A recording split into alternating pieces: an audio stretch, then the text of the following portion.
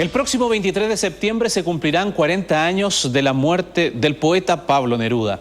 3 de sus amigos más cercanos en vida revelan a Tele 13 antecedentes inéditos de la vida de un hombre marcado públicamente por la política y por la literatura, pero quien, según sus cercanos, poseía intereses artísticos más allá de las letras y cuya obra es también un reflejo de los aspectos más íntimos de su personalidad.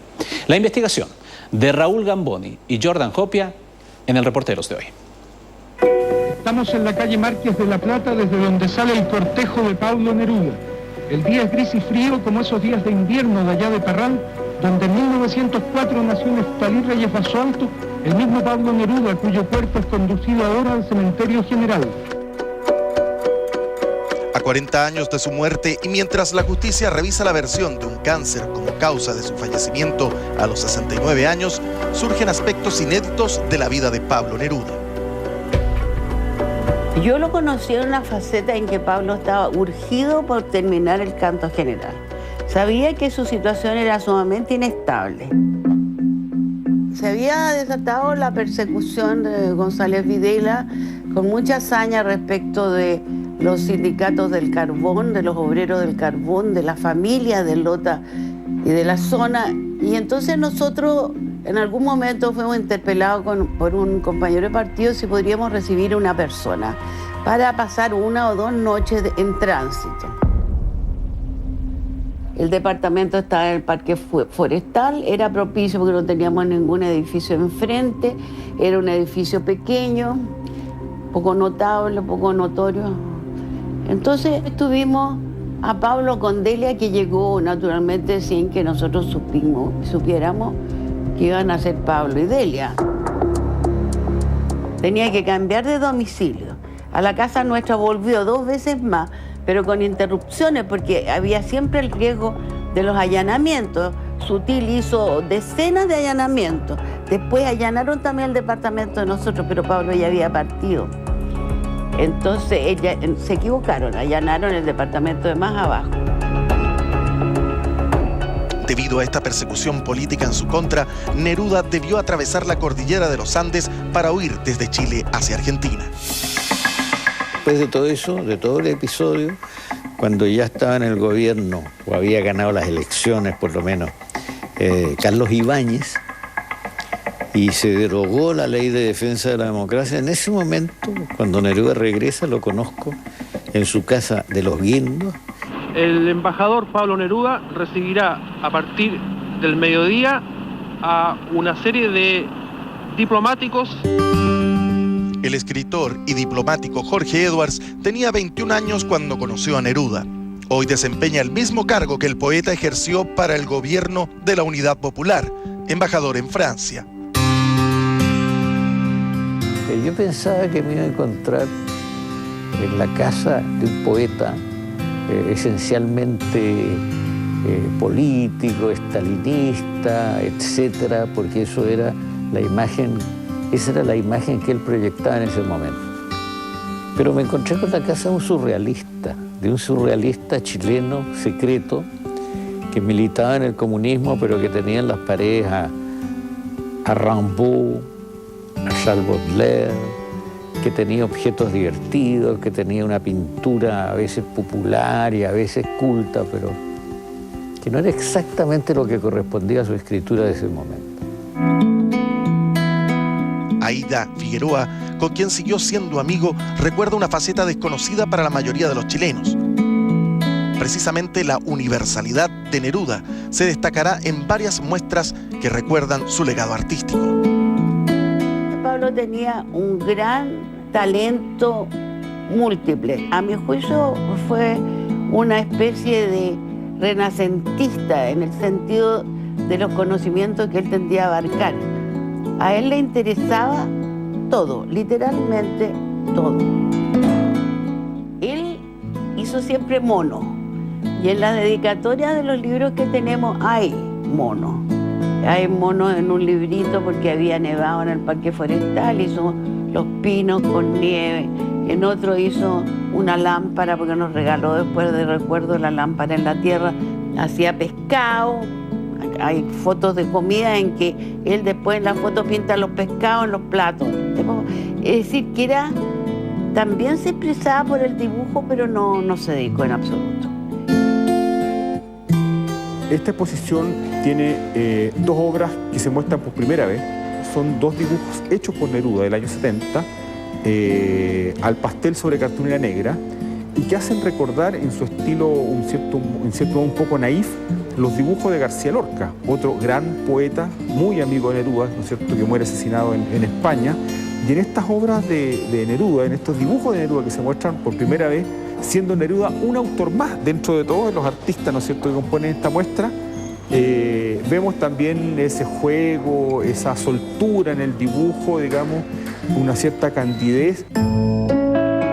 Pablo, que también conoció a Picasso, pero no se fascinó con Picasso ni se fascinó con Dalí. Le gustaba mucho la pintura como representativa, no alterante. Fue amante de los bodegones, de los paisajes, y también la pintura interpretativa por ejemplo, por eso le gustaba tanto a Antúnez, porque Antúnez pinta objetos que parecen no tener importancia en la vida, como bicicletas, por ejemplo. Yo creo que no hay que pensar que Neruda solamente era un poeta interesado siempre en las cosas serias, en la política o en la defensa de los grandes ideales. Él siempre tuvo un espíritu muy lúdico, y en ese sentido hay una obra que yo la encuentro fantástica, que es la Oda al cepillo de dientes. Es la primera vez que usted vuelve a tocar territorio chileno después de conseguir el premio Nobel. Una emoción muy grande que humedeció mis ojos cuando el soberano de Suecia me entregó un saludo de oro, una medalla destinada a ustedes, a todos los chilenos, porque mi poesía es propiedad de mi patria. Los libros de Neruda normalmente tienen ilustraciones muy bellas que fueron siempre hechas por ilustradores o por artistas contemporáneos importantes. Por ejemplo, vemos una edición mexicana acá del Canto General que está firmada por Neruda, por Siqueiros y por Rivera, donde las guardas, digamos, que ilustran este libro hecho por estos dos artistas mexicanos reflejan un poco toda la identidad de Neruda como un hombre de América Latina. Sube a nacer conmigo, hermano, dame la mano desde la profunda zona de tu dolor diseminado. Hay una obra de José Balmes con el texto de Neruda que dice: yo vengo a hablar por vuestra boca muerta. Ese es un mensaje muy fuerte donde está el compromiso del poeta con los que no están, con aquellos que lo precedieron, pero que también de algún modo lucharon por la justicia, por un mundo mejor y también por los olvidados. Para un pintor la cosa poética es muy directa. El pintor trabaja mucho con imágenes casi escritas, ¿me entiendes tú? Que te van sugiriendo muchas cosas, ¿eh? Te dicen todo ese mundo que tiene que ver con la creación, en fin. En la comuna de Ñuñoa, el pintor José Balmes mantiene con vida el legado de Neruda en su taller, un verdadero refugio para él y su esposa, Gracia Barrios. Se prepara para montar una nueva muestra de su obra, que es posible admirar gracias a Pablo Neruda, quien lo trajo a Chile, al igual que numerosos refugiados de la Guerra Civil Española, a bordo del barco Winnipeg. Y él con él y ahí conversaban y bueno, lo decía, bueno, ¿y por dónde? ¿Cómo va a ser esto? Y va a ser de esta manera. O sea, bueno, como decir, no, si no es Pablo Neruda, ¿no es cierto? Yo no estoy acá, como tantos otros. Es tan único, tan total y un hombre tan fuerte, ¿no es cierto? Bueno, que él estuvo en España, conoció tanto mundo también, ¿verdad? Y después uno lo encuentra acá en América y ya se convierte en un ser, pero fantástico. Bueno, yo supongo que el conflicto con González Videla fue muy difícil, pero también supongo que ese comienzo de la Guerra Civil de España en que su gran amigo García Lorca es fusilado, en que él tiene que abandonar Madrid, fue también muy difícil. Yo creo que eso es lo más difícil. Y después lo más difícil fue su final, porque él estaba muy enfermo, estaba muy deprimido y tenía mucho miedo a la muerte.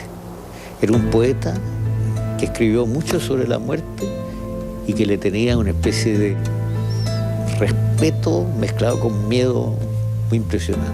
Yo amo hasta las raíces de mi pequeño país frío. Si tuviera que morir 1000 veces, aquí quiero morir. Si tuviera que nacer 1000 veces, aquí quiero nacer.